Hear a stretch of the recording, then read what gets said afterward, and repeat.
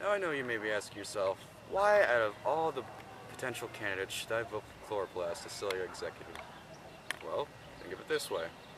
Chloroplasts form what is known as photosynthesis, which is necessary for plants to survive. Without plants, there's no food for herbivores.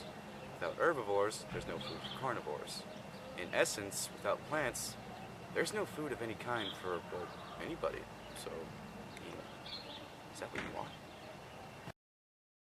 Without chloroplast, this little koala would starve.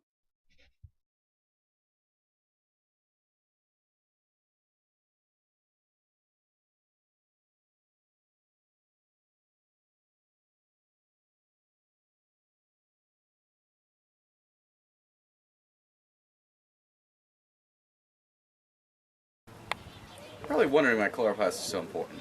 Well, chloroplasts are responsible for this plant process known as photosynthesis.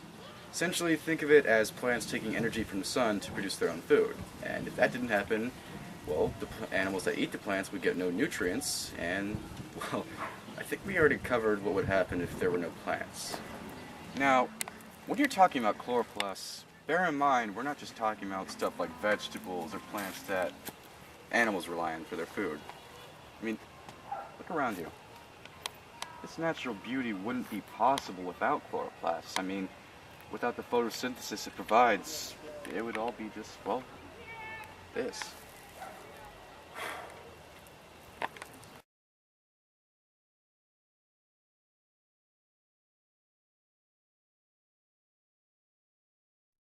The nucleus thinks itself to be the most important organelle in the cell, when in fact it isn't.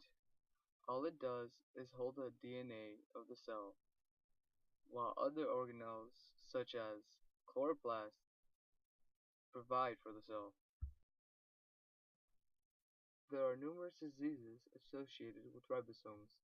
Anything that disrupts the function of ribosomes has potentially serious and sometimes fatal consequences. Does this sound like the type of cellular executive for you? Mitochondria claims it could be independent. Do you want a cellular executive who can be independent?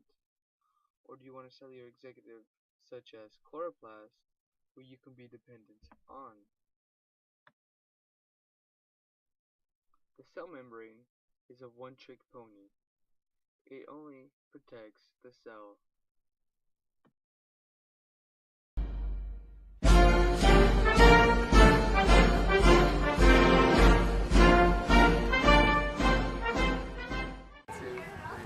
Vote for Chloroplast. Without it, you won't